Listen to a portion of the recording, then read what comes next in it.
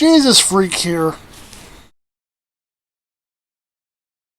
In my years of surfing the internet, I've come across people, not necessarily directly, but they seem to base their entire worldview on 3 verses from Psalms and 2 verses from Proverbs.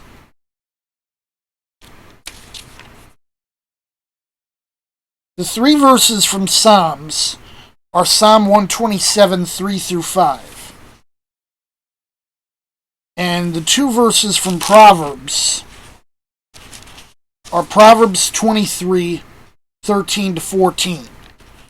Now, I'm not necessarily saying that the verses are wrong or that it's wrong necessarily to apply them, but that they have to be, as we always say, rightly divided.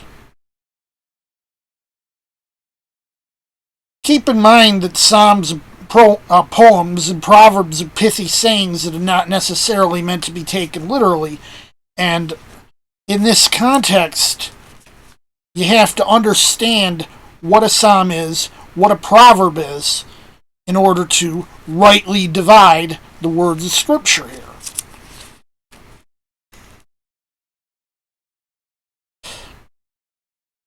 The first saying is from Psalms, and it reads, "Lo, children are an heritage of the Lord, and the fruit of the womb is his reward. As arrows are in the hand of a mighty man, so are children of the youth. Happy is the man that hath his quiver full of them. They shall not be ashamed, but they shall speak with the enemies in the gate." Now, the problem with this is that these people decide, oh, I'm going to let God take care of everything, and I'm going to,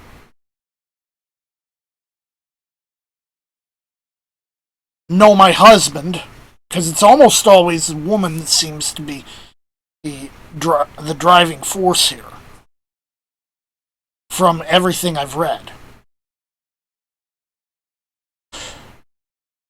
And God won't give us more than we can handle. Now think of what the problem is with that. The problem is that by taking this passage literally, they're also violating a word, which a word from, I think it's Deuteronomy, that's cited in 2 of the Gospels by Jesus himself. Thou shalt not tempt the Lord thy God. Exercise a little common sense here.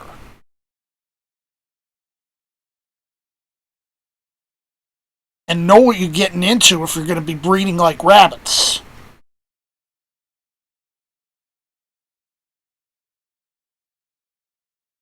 If you can afford to have a bunch of kids, if you can have a bunch of kids and manage to raise them without a problem, like my cousin Tracy, that's no big deal. But a lot of these people wind up having to rely on the generosity of others, because they've had way more kids than they can afford to handle, thinking God will take care of them.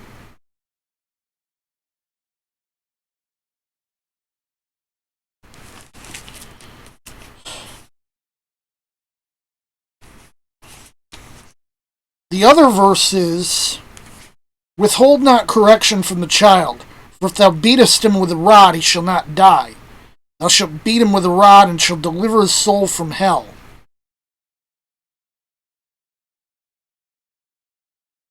The problem with this is, some people actually have used the rod, which in many of their cases, because of a certain book they use as a guide, means 1/4-inch plumbing line. They actually do use it until the kid dies. There have been many cases of kids in Christian homes dying, and then it turns out the parents had a copy of To Train Up a Child by Michael and Debbie Pearl in their possession. And I don't think that's necessarily a coincidence.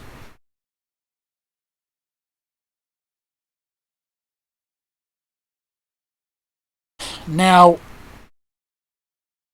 I'm not saying that it's never right to hit a kid.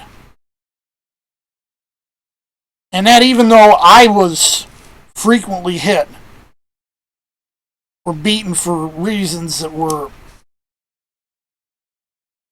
clearly ridiculous.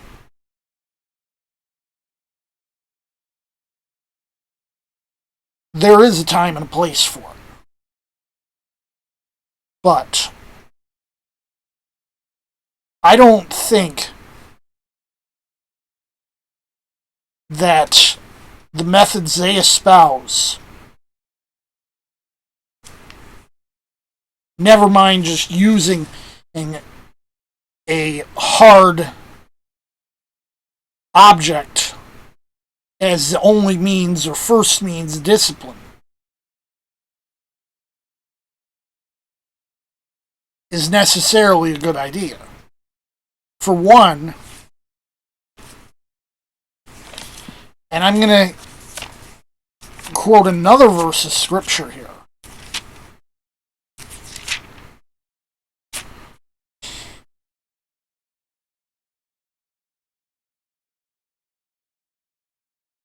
And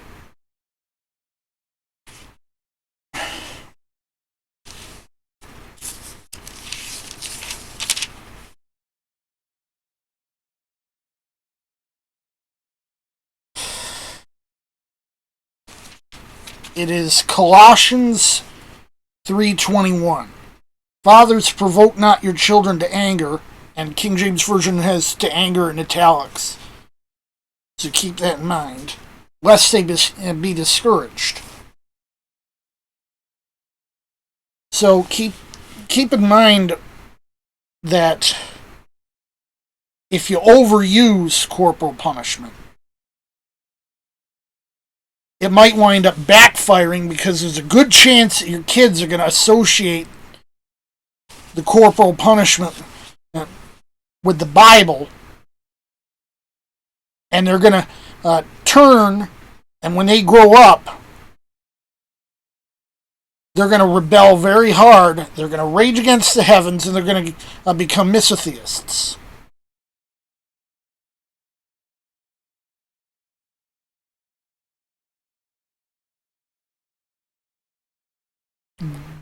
That could be a problem, because, you're trying to raise Christian kids, and they wind up becoming the exact opposite, because they associate excessive corporal punishment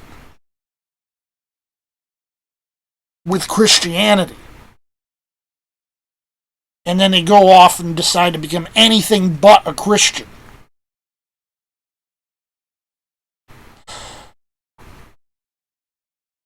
Note my use of the word excessive,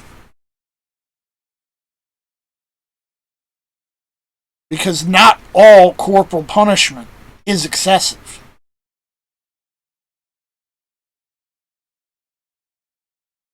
The other side effect is, the saying, hurt people hurt people.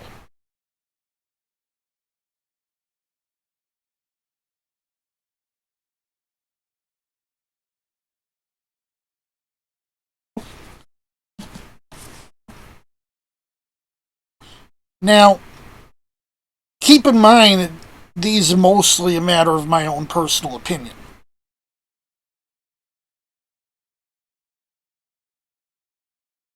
But you don't live in this world this long and not understand human nature.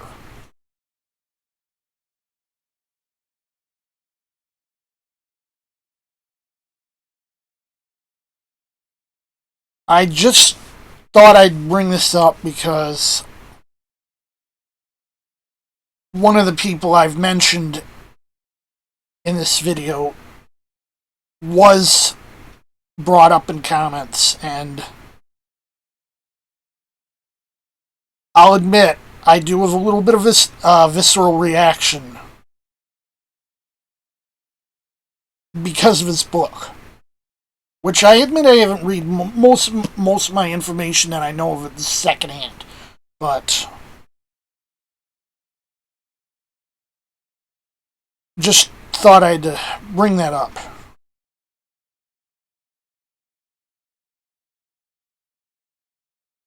Jesus freak out.